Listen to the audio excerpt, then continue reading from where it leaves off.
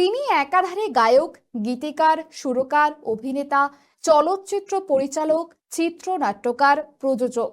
প্রতিটি পরিচয়ই তিনি অনন্য। তিনি একাই ১০০।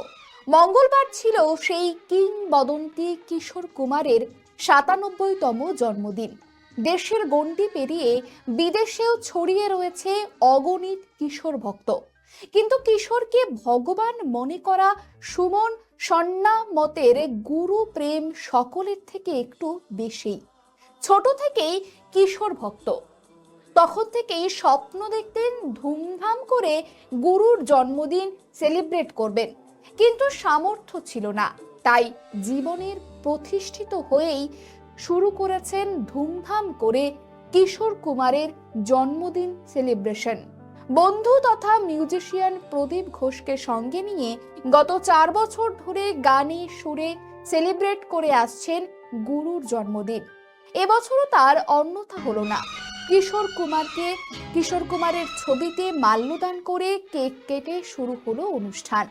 সুজয় ভৌমিক, মন্দিরা সরকার, শুভলক্ষ্মী দে, অনুরাধা ঘোষদের অনবদ্য গলায় কিশোরের গান গোটা অনুষ্ঠানে অন্য মাত্রা যোগ করলো। আর বাঙালির জন্মদিন সেলিব্রেশনে খাওয়া দাওয়া থাকবে না তা তো হয় না। গান, সুর, ছন্দ, খাওয়া দাওয়ার মেলবন্ধনে এক অনামিল কিশোর সন্ধ্যা উপভোগ করে নস্টালজিয়ায় ভাসলেন সকলে। আমার জন্মের পর আমি যদি কোনো গানের শিল্পীকে ভালোবাসি সেটা হচ্ছে আমার কিশোর কুমার, এবং ক্লাস 7-8 থেকেই আমার কিশোর কুমারের গানে আমি মুগ্ধ আর কি। তার পাশে অন্য কোনো শিল্পীকে আমি কোনোদিন প্রাধান্যও দিইনি, কিছু না। এবং আমার সেই সময় থেকে একটা মনে ইচ্ছে ছিল যে আমি যদি জীবনে কোনো দিন দাঁড়াতে পারি, এই শিল্পীকে নিয়ে আমি কিছু একটা করতে চাই। আমি যবে থেকে এস্টাবলিশমেন্ট হয়েছি লাস্ট কিছু বছর ধরে, তখন থেকেই আমি কিশোর কুমারের জন্মদিনটাকে বড় করে দেখার জন্য আমি নিজে চেষ্টা করতাম। তার মধ্যে সুযোগ হয়ে গেল আমার ৩৭ বছর পেছনে চেতলা বয়েজের যে বন্ধু প্রদীপ, সেই প্রদীপকে আমি পেলাম একটা জায়গায়। অনেক খুঁজেছি ওকে, আমি পাইনি। আমি খালি দেখতাম আশা ভোসলের সঙ্গে ও তবলা বাজাচ্ছে, অনেক শিল্পীদের সঙ্গে, কিন্তু আমি ও তো আমার স্টুডেন্ট, মানে আমাদের একসঙ্গে আমরা ক্লাসমেট। আমি পাচ্ছি না কেন? ভগবান একদিন আমাকে সময় দিল, আজ থেকে 4 বছর আগে।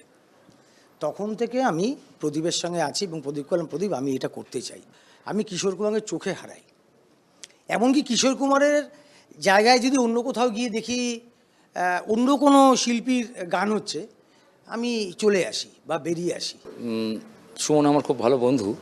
ও বলল, দেখ আমি আগস্টে একটা প্রোগ্রাম করব, তোকে এই আর্টিস্ট আমাকে এনে দিতে হবে। বললাম নিশ্চয়ই কর। সেই থেকে আমাদের পথ চলা শুরু হয়েছে। মোটামুটি 4 বছর হয়ে গেছে অনুষ্ঠানটা আমি অর্গানাইজ করি। টোটালটা 200 বছরে কিশোর কুমার যে জীবনে কোনদিন আসবে না। ওনার গান সবার মুখে মুখে মনে মনে বেঁচে থাকবে।